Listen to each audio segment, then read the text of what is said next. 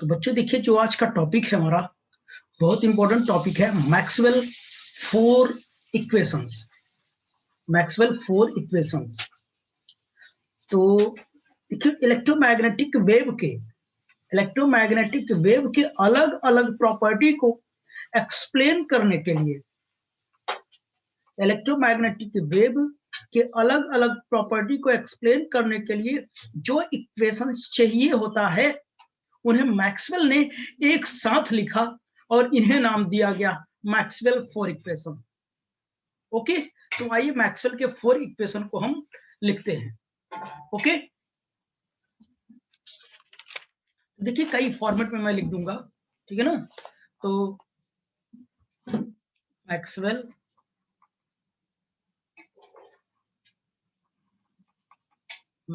Equation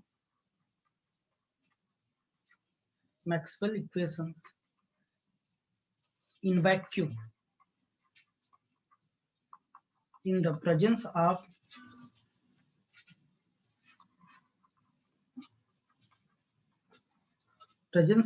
charge and current.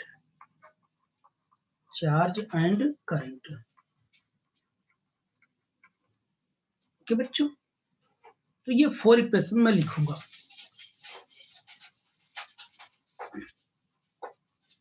ठीक है, दो फॉर्मेट लिखूंगा, एक इंटीग्रल फॉर्म लिखूंगा, डिफरेंशियल फॉर्म लिखूंगा। तो इधर मैं इंटीग्रल फॉर्म लिखता हूं, इंटीग्रल फॉर्म, इधर लिखूंगा डिफरेंशियल फॉर्म।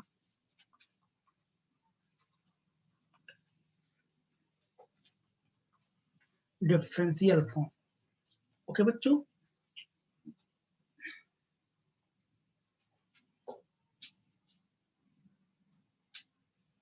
डिफरेंशियल फॉर्म और इंटीग्रल फॉर्म ये मैं लिखूंगा। तो देखना, जो फर्स्ट इक्वेशन है हमारा, फर्स्ट इक्वेशन,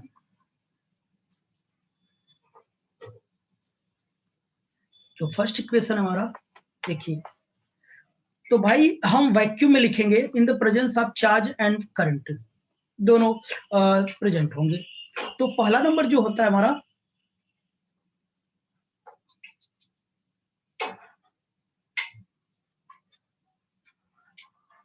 देखना यहाँ पर पहला नंबर ये होता है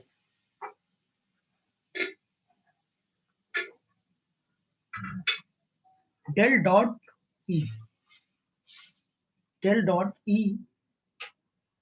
इंटीग्रल फॉर्म है ना, तो मैं लिखता हूं E dot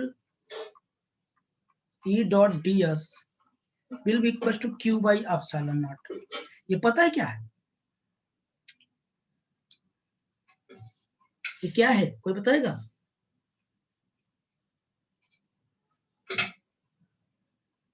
this is the Gauss law for electrostatic. ये क्या बच्चों? गॉस लॉ फॉर इलेक्ट्रोस्टैटिक है। इसी को अगर मैं डिफरेंशियल फॉर्म लिखूं, ये सारा चीज मैं प्रूव किया था और प्रूव भी करूंगा एक बार। मैक्सवेल चारों इक्वेशन को अलग अलग मैं प्रूव करूंगा।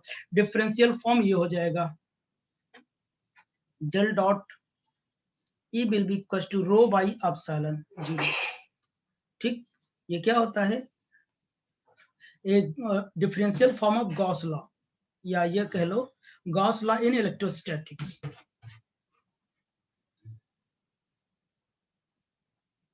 Gauss law in electrostatic,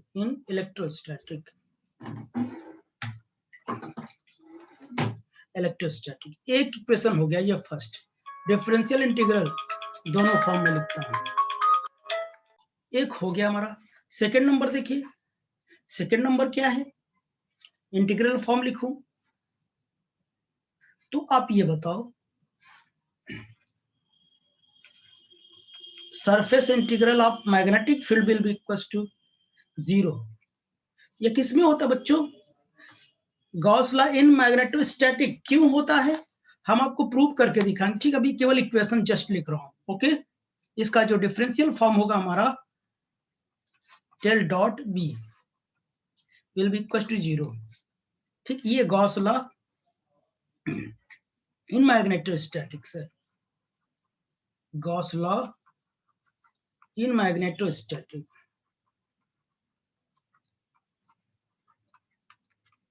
Gauss law in magnetostatic, दो इक्वेशन हो गया।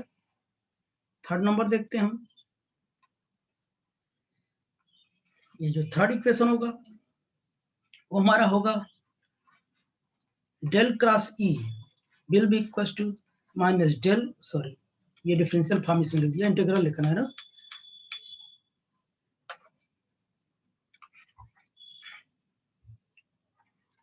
Line integral of electric field will be equal to minus del phi B by कितना, डेल टी हो जाएगा।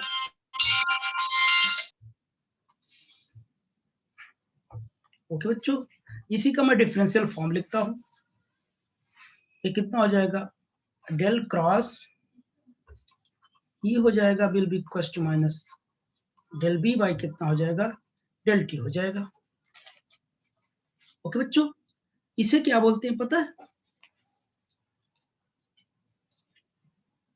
Faraday law of electromagnetic induction. यही तो होता है ना Faraday law of electromagnetic induction.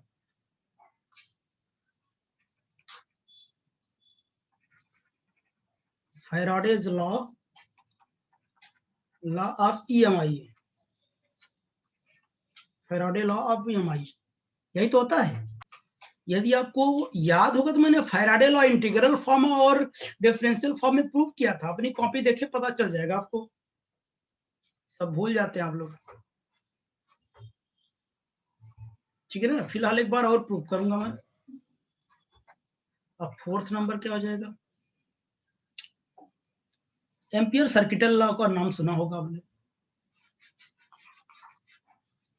ये क्या होगा, बी डॉट कितना डीएल हो जाएगा, line integral of magnetic field will be equal to mu not I plus mu not epsilon del phi E by del T.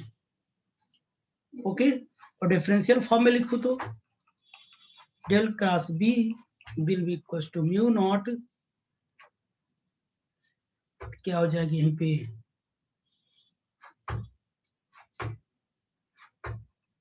J plus epsilon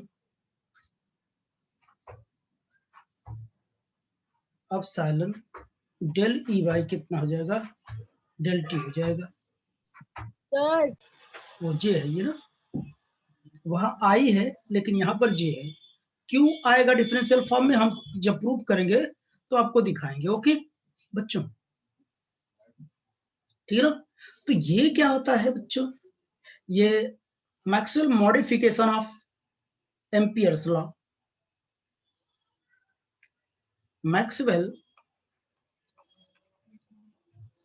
Maxwell's modification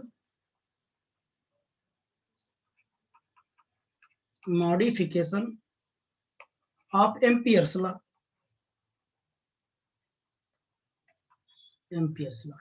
तो ये 4 Maxwell equations हैं। तो पहला क्या होता है, Gauss law of electrostatic, Gauss law of magnetostatic, second number, third number Faraday law in Faraday law of EMI, और next number Maxwell's modification of Ampere's law, ठीक है ना। अब इन्हीं इक्वेशन को मैं डिफरेंट डिफरेंट फॉर्म में लिखता हूं, लेकिन बार बार ये सब मैंने नहीं लिखूंगा, ठीक है ना, डायरेक्ट लिखूंगा। तो आइए वीडियो ऑफ करके हम लोग लिखते, नहीं तो लंबा हो जाएगा वीडियो हमारा, ठीक है ना। ओके बच्चों, तो ये मैक्सवेल्स 4 इक्वेशन है और इनको बारी बारी से हम प्रूव कराएंगे तो आपको पता चल जाएगा ये कहां से आया। ओके, तो चलिए, तो देखिए मैक्सवेल इक्वेशन को मैं अनदर फॉर्म में देखता हूं, ठीक है ना। तो ये अनदर फॉर्म है, मैंने राइट डाउन कर लिया है। तो मैक्सवेल इक्वेशन, जो मैक्सवेल इक्वेशन है अनदर फॉर्म में, देखिए क्या लिखा मैंने, Maxwell equations in vacuum. Vacuum मतलब आपको पता है जो वॉल्यूम चार्ज डेंसिटी है वो क्या है, 0 होगा, सिग्मा भी कितना होगा, 0 होगा, अब साइलन क्या होगा, अब साइलन नॉट के इक्वल होगा, म्यू क्या होगा, म्यू नॉट के इक्वल होगा। ये वैक्यूम की बात है, कोई वॉल्यूम चार्ज डेंसिटी नहीं होता, कोई सरफेस चार्ज डेंसिटी नहीं होता है, और क्या है कि जो स्पेस में है उसकी जो परमिटिविटी होती है वो फ्री स्पेस की होती है, परमिबिलिटी फ्री स्पेस की होती है। ठीक, तो ये कोई नई बात नहीं है, बस वही है। तो ये डिफरेंशियल फॉर्म ये देखा, गॉस लॉ ऑफ इलेक्ट्रोस्टैटिक आपने देखा इंटीग्रल फॉर्म में। यहाँ पे अभी चार्ज था हमारे पास, अभी हमारे पास कितना था, चार्ज था। चार्ज कितना था, Q बाई एप्सिलॉन नॉट। और क्या कहते हैं, इन वैक्यूम में जब क्या है, वॉल्यूम नहीं होगा, वॉल्यूम चार्ज डेंसिटी नहीं होता, यानी Q बाई वॉल्यूम, अगर ये जीरो है तभी तो ये जीरो है। और सिग्मा Q बाई क्या, epsilon, sorry Q by A, अगर ये जीरो है तो सिग्मा जीरो है। तो यहाँ पे ये था अभी इससे पहले, यही था ना। और डिफरेंशियल फॉर्म में क्या था, रो बाई एप्सिलॉन नॉट, ये तो जीरो, तो ये जीरो हो गया। एनी प्रॉब्लम किसी को, पहला इक्वेशन समझ में आया, ठीक है ना। वाई वैक्यूम में है, स्पेस में है। तो अब देखिए आगे सेकंड नंबर की बात करता हूं मैं। इसी तरीके से इसमें तो पहले से ही क्या था, गॉस लॉ ऑफ मैग्नेटोस्टैटिक है, गॉस लॉ ऑफ मैग्नेटोस्टैटिक, इसमें पहले ही जीरो होता था। क्योंकि गॉस लॉ ऑफ मैग्नेटोस्टैटिक में क्या होता है कि जो हमारा जो इलेक्ट्रिक फ्लक्स होता है वो कभी इंड नहीं होता है,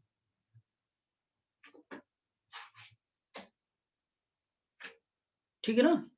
तो ये जब हम प्रूव कराएंगे तो बताएंगे गॉस लॉ ऑफ मैग्नेटोस्टैटिक में। ठीक, तो ये क्या हो जाएगा, इतना हो जाएगा। नेक्स्ट नंबर देखता हूं। यहाँ पे देखिए, यहाँ पे भी कुछ चेंजिंग नहीं है, यहाँ पे वही चीज है, क्योंकि यहाँ पे चार्ज कहीं दिख नहीं रहा है इस फॉर्मेट में कहीं भी। तो ये भी इक्वेशन हमारा सेम ही है। और यहाँ पर देखिए, यहाँ पर देखिए, अभी तक तो मैंने ये इक्वेशन लिखा था ना, याद करो आप। अभी इक्वेशन में ampere circuital law, modify ampere circuital law को मैंने किस फॉर्मेट में लिखा था, कैसा लिखा था, यहाँ पर देखिए ये वाला देखो, ये बी डॉट डी एल लिखा था, उसके बाद mu not I plus mu not epsilon not del phi E by कितना, डेल टी लिखा था। अब भाई वैक्यूम में है तो जब चार्ज नहीं होगा तो ऑब्वियसली करंट भी नहीं होगा। तो ये हमारा इतना बचा, mu not epsilon not D phi E by D T. इसी को डिस्प्लेसमेंट करंट भी बोलते हैं, आईडी से रिप्रेजेंट किया जाता है। इससे पहले मैं प्रूव कराया डिस्प्लेसमेंट करंट, तो मैंने दिखाया ये म्यू नॉट को छोड़ दो, जो बचा ये डिस्प्लेसमेंट करंट है, ठीक। तो यही डिफरेंशियल फॉर्म में आई तो रहेगा नहीं, तो इस फॉर्म में हम इसको लिख सकते हैं।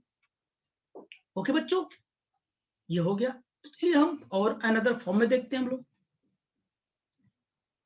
ठीक। Maxwell equations in another form for static field, static field.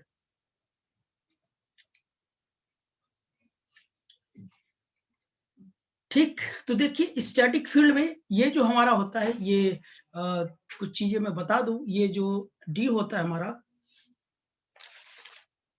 D क्या है इसे जान लो आप। ये जो डी है, कैपिटल डी है, ये डिस्प्लेसमेंट वेक्टर है, electric displacement vector,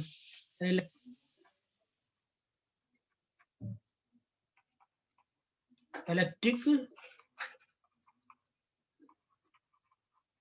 displacement vector है, ठीक, नाम जान लो, डिस्प्लेसमेंट वेक्टर है।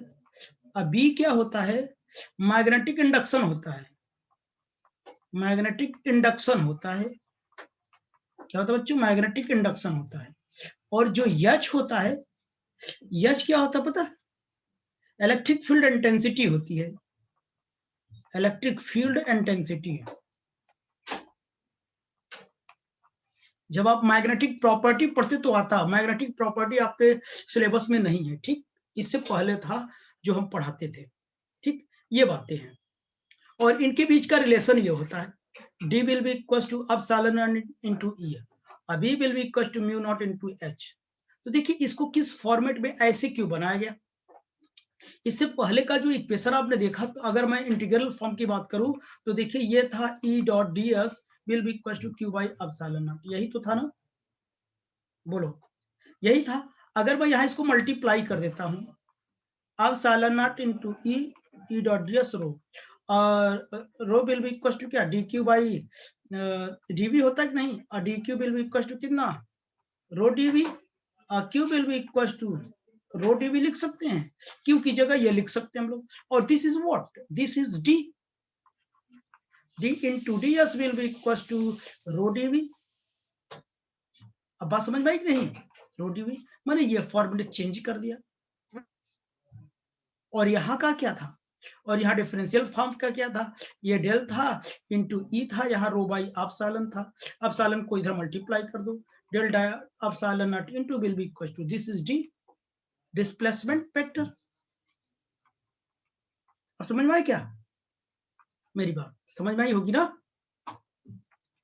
बच्चों। तो ये चीज हो गया।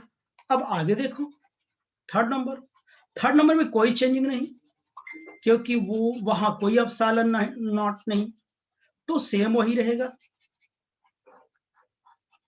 एनी प्रॉब्लम किसी को, वहां कोई चेंजिंग नहीं हमारे पास, तो ये वाला तो सेम है, कोई दिक्कत नहीं।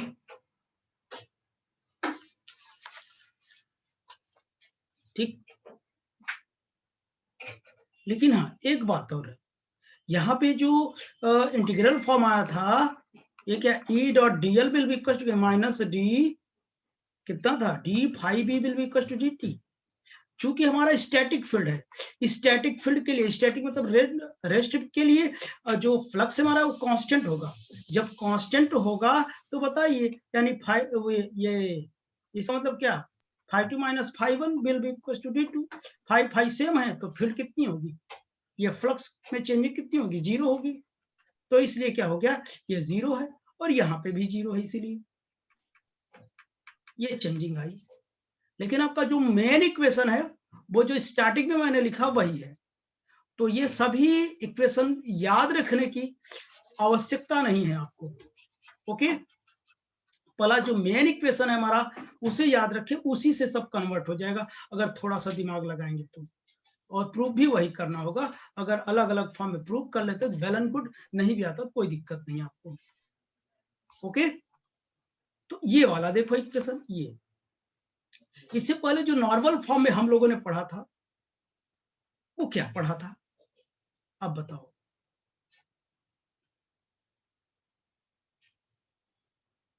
बताएंगे क्या पढ़ा था आपने, ये पढ़ा था ना, बी डॉट कितना, डीएल इंटीग्रेशन फॉर्म में, mu naught I plus mu not epsilon not और डी फाइव ई बाई कितना dt। यहाँ बताओ, मैंने ये बताया स्टैटिक फील्ड है, स्टैटिक फील्ड होगा तो कोई फ्लक्स नहीं होगा, फ्लक्स में चेंजिंग, ये टर्म जीरो हो जाएगा, तो बचा कितना, और बी की जगह मैं क्या रखूंगा, म्यू नॉट इंटू एच रखूंगा, mu naught into H into कितना हो जाएगा, डीएल हो जाएगा, और म्यू नॉट आई बचा, म्यू नॉट से म्यू नॉट कट कर दो क्या, तो बताइए एच इंटू डीएल लिख दिया, आई लिख दिया। अब आई क्या है, जे विल बी इक्वल टू कितना होता है, डी आई बाई क्या, डीएस होता है, तो डी आई बराबर जे इंटू डीएस हो जाएगा, तो I will be equal to integration of J into DS हो जाएगा, तो आई की जगह मैं ये लिख सकता हूँ, H into D L will be equal to integration of J dot D S. आप समझ में आई क्या बात, ये चीज मैंने लिखा, आई बात समझ में बच्चों, टफ लग रहा है क्या आपको, कुछ नहीं, वैल्यू रख के बस चेंज करना है बस आपको, बाकी कुछ नहीं। ये आपको जो मैं बता रहा हूँ, सब आपको यहाँ प्रूफ नहीं करना, बस आपको दिखा रहा हूँ, मैं प्रूफ करूंगा एक एक मैक्सवेल इक्वेशन, ठीक है ना, सारे फॉर्मेट में आपको प्रूफ नहीं करने, कहेगा तो करेंगे हम लोग, आप ये ना सोचो सर करवा नहीं रहे, अगर नहीं भी करवा रहा तो इतना कर दे रहा और नोट कर सकते हो ना, अगर आपको लगेगा कि मैं भूल जाऊंगा तो, और ये फॉर्मेट तो आप बना ही लोगे, ये फॉर्मेट सिंपल था, ये फॉर्मेट क्या था, ऐसे था, पी था, और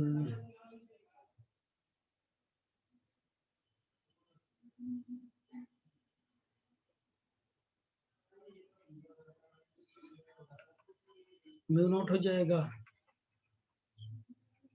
जे हो जाएगा plus epsilon not T by D T हो जाएगा, और क्या हो जाएगा, ये टर्म तो पूरा जीरो हो जाएगी स्टैटिक की वजह से, और ये हो जाएगा म्यू नॉट इंटू जे, ये कट जाएगा, ये बचेगा। ओके, एक चीज ध्यान रखना, यहाँ क्रॉस है ना बच्चों, तो ये क्रॉस रहेगा, यहाँ आप लोग बना लो, ये क्रॉस है, ठीक है ना, ये मिस्टेक हो गया, यहाँ पे क्रॉस रहेगा और यहाँ डॉट ही रहेगा, याद रहे, दोनों कंपेयर करो सबको, ठीक। तो आई होप कि आपको मैक्सवेल इक्वेशन समझ में आया होगा। ओके बच्चों, ठीक, तो चलिए हम लोग एक एक मैक्सवेल इक्वेशन को क्या करते हैं, प्रूफ करते हैं। ओके बच्चों, ठीक, तो उसके लिए हमको फिर से कनेक्ट होना होगा।